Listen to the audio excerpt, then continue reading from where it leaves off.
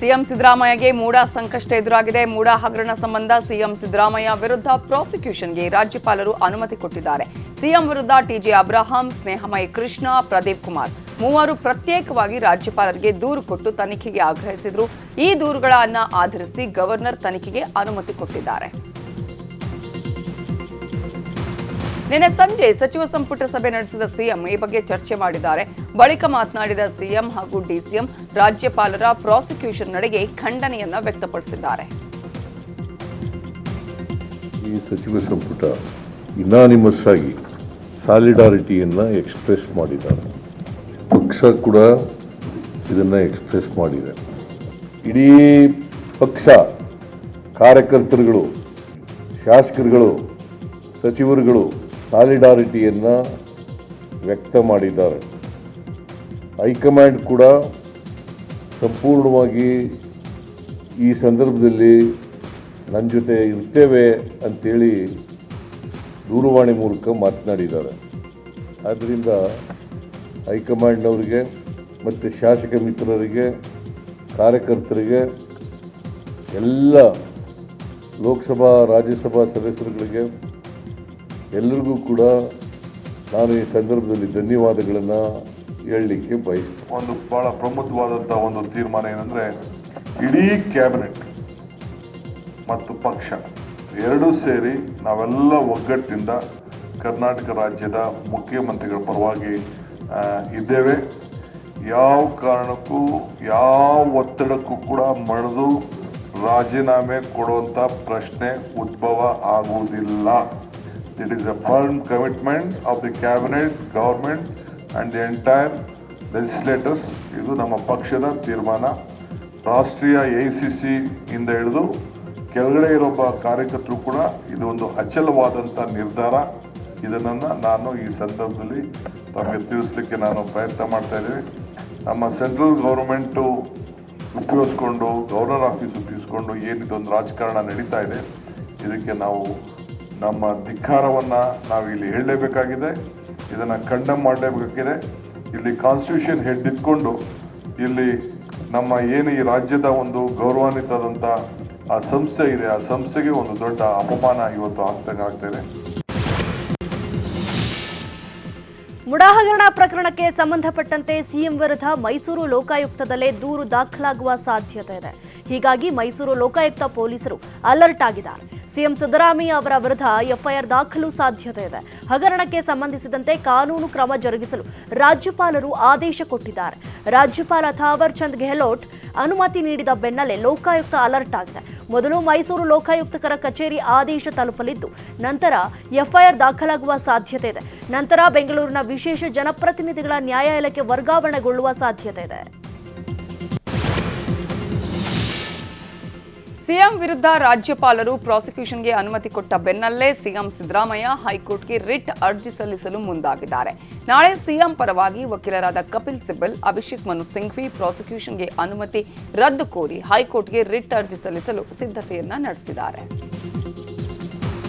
ರಾಜ್ಯಪಾಲರು ಪ್ರಾಸಿಕ್ಯೂಷನ್ಗೆ ಅನುಮತಿ ಕೊಟ್ಟಿರುವ ಬಗ್ಗೆ ನ್ಯೂಸ್ 18 ಜೊತೆ ಮಾತನಾಡಿರುವ ಟಿಬಿ ಜಯಚಂದ್ರ, ನಾವು ಕಾನೂನು ಹೋರಾಟ ಮಾಡ್ತೇವೆ. ಮೂಡಾ ಕೇಸ್ ಪ್ರಾಸಿಕ್ಯೂಷನ್ಗೆ ಕೊಡುವ ಪ್ರಕರಣವೇ ಅಲ್ಲ.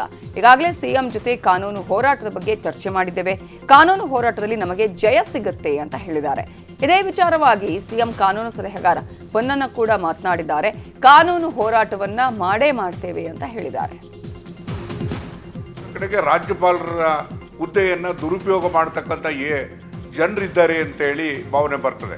ರಾಜ್ಯಪಾಲರು ಯಾರು ಅಂತಲೂ ಕೂಡ ನೇಮಕ ಆಗ್ತಕ್ಕಂಥದ್ದು ಕೇಂದ್ರ ಸರ್ಕಾರದ ಒಂದು ರೀತಿಯಾಗಿ ಏಜೆಂಟ್ರಾಗೇ ಇರ್ತಾರೆ, ಅದು ಪರವಾಗೇ ಇರ್ತಾರೆ.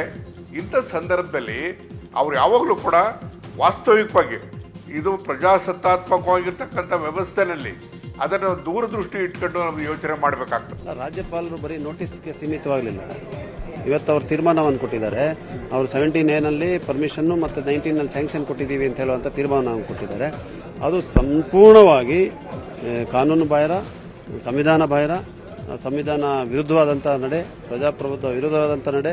ಇದು ರಾಜಕೀಕರಣಕ್ಕೆ ಇವತ್ತು ರಾಜಭವನ ಬಲಿಯಾಗಿದೆ. ಎಲ್ಲ ದೇಶದಲ್ಲಿ ವಿವಿಧ ಸರ್ಕಾರಗಳ ಮೇಲೆ, BJP ಸರ್ಕಾರಗಳ ಮೇಲೆ ನಲ್ಲೇ ನಡೀತಾ ಇದೆ. ಅದು ಕರ್ನಾಟಕದಲ್ಲಿ ಇಲ್ಲ ಅಂತ ಹೇಳುವಂಥ ಭಾವನೆ ಏನಿತ್ತು, ಆ ಭಾವನೆ ಇವತ್ತು ಹೋಗಿದೆ. ಕರ್ನಾಟಕ ಕೂಡ ಬೇರೆ ರಾಜ್ಯಗಳಂತೆ ಇವತ್ತು ರಾಜ್ಯಪಾಲರ ಒತ್ತಡದಲ್ಲಿ ಸರ್ಕಾರ ಜನ ಆಶೀರ್ವಾದದಲ್ಲಿ ಆಯ್ಕೆ ಆಗಿರುವಂಥ ಸರ್ಕಾರ ನಡಿಬೇಕು ಅಂತ ಹೇಳುವಂಥ ರೀತಿಯಲ್ಲಿ ಅವರು ವರ್ತಿಸ್ತಾ ಇದ್ದಾರೆ. ಸಿಎಂ ಸಿದ್ದರಾಮಯ್ಯ ವಿರುದ್ಧ ತನಿಖೆ ನಡೆಸಲು ಪ್ರಾಸಿಕ್ಯೂಷನ್ಗೆ ಅನುಮತಿ ನೀಡುತ್ತಿದ್ದ ಹಾಗೆ Congress ಕೆರಳಿ ಕೆಂಡವಾಗಿದೆ.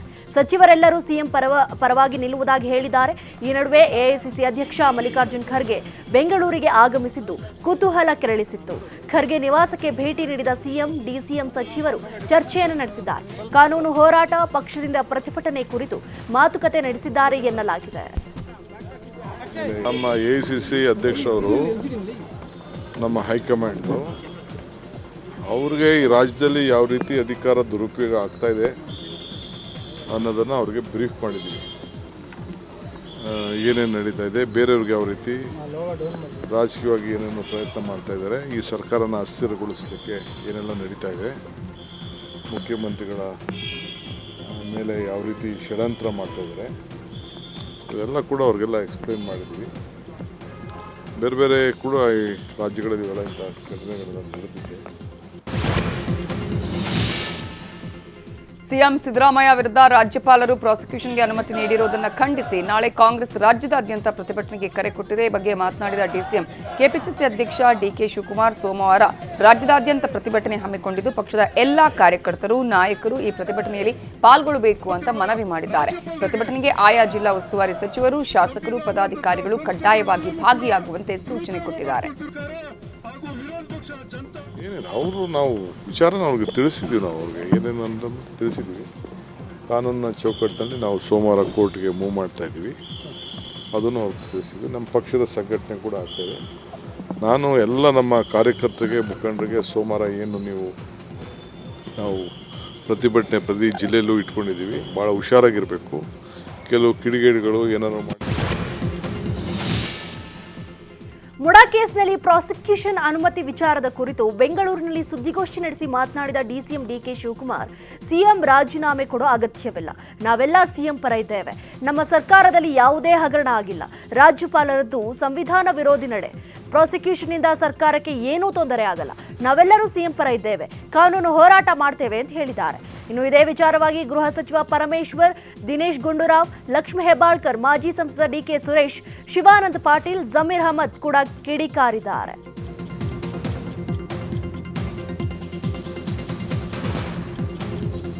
entire party and including the India Alliance stand united supporting my chief minister. We stand. ವಿಶ್ವಾಸ ಇತ್ತು, ಕೊಡೋದಿಲ್ಲ.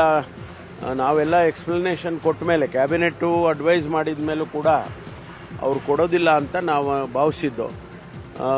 ಕೊಟ್ಟಿದ್ದಾರೆ ಅಂದರೆ ಇನ್ನು ಕಾನೂನಾತ್ಮಕವಾಗಿ ನಾವು ಅದನ್ನು ಎದುರಿಸಬೇಕಾಗ್ತದೆ. ಅವ್ರಿಗೆ ಇದು ಒಂದು ಷಡ್ಯಂತ್ರ ರೂಪಿಸ್ತಾ ಇದ್ದಾರೆ ಅಂತ ನಮಗೆ ಮೊದಲೇ ಗೊತ್ತಿರುವಂಥ ವಿಷಯ.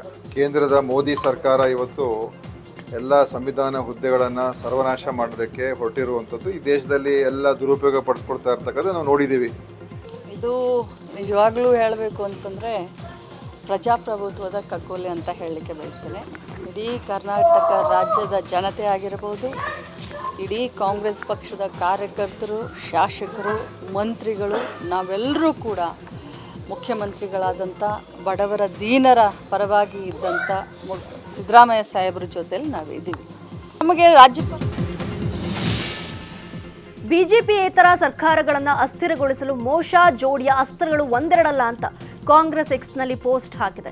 ಪ್ರಧಾನಿ ಮೋದಿ ಮತ್ತು ಅಮಿತ್ ಶಾ ಅವರ ಹೆಸರನ್ನ ಮೊದಲ ಮತ್ತು ಕೊನೆ ಅಕ್ಷರ ಹಾಕಿ ಕಾಂಗ್ರೆಸ್ ಕಾಲೆಳೆದಿದೆ. ಶಾಸಕರ ಖರೀದಿಸಿ ಸರ್ಕಾರಗಳನ್ನು ಉರುಳಿಸುವುದು, ಶಾಸಕರ ಖರೀದಿ ಸಾಧ್ಯವಿಲ್ಲದೆ ಇದ್ದಾಗ ಐಟಿ ದಾಳಿ ನಡೆಸುವುದು, ಐಟಿ ದಾಳಿಗೆ ಅವಕಾಶವಿಲ್ಲದಿದ್ದಾಗ ಇಡಿ ಮುಂದೆ ಬಿಡುವುದು, ಇಡಿಗೂ ಅವಕಾಶವಿಲ್ಲದಿದ್ದರೆ ಸಿಬಿಐ ಕಳಿಸುವುದು, ಸಿಬಿಐಗೂ ಅವಕಾಶವಿಲ್ಲದಾಗ ರಾಜ್ಯಪಾಲರನ್ನ ಜೂ ಬಿಡುವುದು, ನಮ್ಮ ಸರ್ಕಾರವನ್ನ ಕೆಡವಲು ಸಾಧ್ಯವಿಲ್ಲ ಅಂತ ಕಾಂಗ್ರೆಸ್ ಪೋಸ್ಟ್ ಹಾಕಿದೆ. ನಟ ದರ್ಶನ್ ಅಂಡ್ ಗ್ಯಾಂಗ್ನಿಂದ ರೇಣುಕಾಸ್ವಾಮಿ ಕೊಲೆ ತನಿಖೆ ಚುರುಕುಗೊಂಡಿದೆ. ದರ್ಶನ್ ಅಂಡ್ ಗ್ಯಾಂಗ್ ಕೊಲೆಗೆ ಸಂಬಂಧಪಟ್ಟ ಹಾಗೆ ಅನೇಕ ಮಂದಿಯ ವಿಚಾರಣೆ ಬಾಕಿ ಇದೆ. ಕೊಲೆಯಾದ ಬಳಿಕ ಆರೋಪಿಗಳು ಸಂಪರ್ಕದಲ್ಲಿ ಇದ್ದವರ ವಿಚಾರಣೆ ನಡೆಸಲು ಖಾಕಿ ಮುಂದಾಗಿದೆ. ಒಬ್ಬೊಬ್ಬರಿಗೆ ನೋಟಿಸ್ ಕೊಟ್ಟು ಪೊಲೀಸರು ಇವರಿಗೆ 26 ಜನರನ್ನ ವಿಚಾರಣೆ ಮಾಡಿದ್ದಾರೆ. ಕೊಲೆಯಾದ ಬಳಿಕ ಆರೋಪಿಗಳ ಓಡಾಟದ ಬಗ್ಗೆ ಲೊಕೇಶನ್ ಜಾಲಾಡಿದೆ. ಆರೋಪಿಗಳ ಓಡಾಟ ಹಾಗೂ ಯಾರನ್ನ ಸಂಪರ್ಕ ಮಾಡಿದ್ರು ಅಂತ ದಾಖಲೆಗಳ ಸಂಗ್ರಹ ಮಾಡಲಾಗ್ತಿದೆ. ತುಂಗಭದ್ರಾ ಜಲಾಶಯದಲ್ಲಿ ನೀರಿನ ರಭಸಕ್ಕೆ ಕಿತ್ತು ಹೋಗಿರುವ 19ನೇ ಕ್ರಸ್ಟ್ ಗೇಟ್ ಅಳವಡಿಕೆ ಯಶಸ್ವಿಯಾಗಿದೆ. ತುಂಗಭದ್ರಾ ಜಲಾಶಯಕ್ಕೆ 5ನೇ ಎಲಿಮೆಂಟ್ ಅಳವಡಿಕೆ ಯಶಸ್ವಿಯಾಗಿದೆ. ಇನ್ನು ತುಂಗಭದ್ರಾ ಗೇಟ್ ಅಳವಡಿಕೆ ಮಾಡಿದ ಸಿಬ್ಬಂದಿಗೆ ಕೊಪ್ಪಳದ ಸಂಸದ ರಾಜಶೇಖರ್ ಹಿಟ್ನಾಳ್ 2 ಲಕ್ಷ ರೂಪಾಯಿ ಕೊಟ್ಟಿದ್ದಾರೆ. ಗೇಟ್ ಅಳವಡಿಕೆಗೆ ನಿರಂತರ ಪ್ರಯತ್ನಿಸಿದ ಸಿಬ್ಬಂದಿಗೆ ಅಭಿನಂದನೆ ಸಲ್ಲಿಸಿ ಗೇಟ್ ತಜ್ಞ ಕನ್ಹಯ್ಯ ನಾಯ್ಡುಗೆ ಸನ್ಮಾನಿಸಿದರು. 19ನೇ ಕ್ರಸ್ಟ್ ಗೇಟ್ ಸಂಪೂರ್ಣ ಬಂದ್ ಆಗಿದೆ. ಈ ಕುರಿತು ಡಿಸಿಎಂ ಡಿಕೆ ಶಿವಕುಮಾರ್ ಮಾತನಾಡಿ, ತುಂಗಭದ್ರಾ ಡ್ಯಾಂ ಗೇಟ್ ದುರಸ್ತಿ ಕಾರ್ಯ ಯಶಸ್ವಿಯಾಗಿದೆ. ಎಲ್ಲರೂ ಒಟ್ಟಾಗಿ ಡ್ಯಾಂ ತಜ್ಞ ಕನ್ಹಯ್ಯ ನಾಯ್ಡು ನೇತೃತ್ವದಲ್ಲಿ ದುರಸ್ತಿ ಕಾರ್ಯ ಮಾಡಿದ್ದಾರೆ. ಎಲ್ಲ ಸಿಬ್ಬಂದಿಗಳಿಗೆ ಧನ್ಯವಾದ ತಿಳಿಸಿದರು. ಕನ್ನಡಿಗರ ಮೆಚ್ಚಿನ ನಿಮ್ಮ ನ್ಯೂಸ್ 18 ಕನ್ನಡ ಈಗ ವಾಟ್ಸ್ಆಪ್ನಲ್ಲಿಯೂ ಲಭ್ಯ. ಕರ್ನಾಟಕ ಮತ್ತು ದೇಶ ವಿದೇಶದ 360 ಡಿಗ್ರಿ ಸುದ್ದಿ ವಿವರವನ್ನ ನೀವು ನಿಮ್ಮ ಕೈ ಬೆರಳುಗಳಲ್ಲಿಯೇ ಪಡೆಯೋದಿಕ್ಕೆ ಈ QR ಕೋಡ್ ಅನ್ನ ಸ್ಕ್ಯಾನ್ ಮಾಡಿ. ನಮ್ಮ ಚಾನೆಲ್ ಅನ್ನ ಫಾಲೋ ಮಾಡಿ, ನೋಟಿಫಿಕೇಶನ್ ಆನ್ ಮಾಡಿ.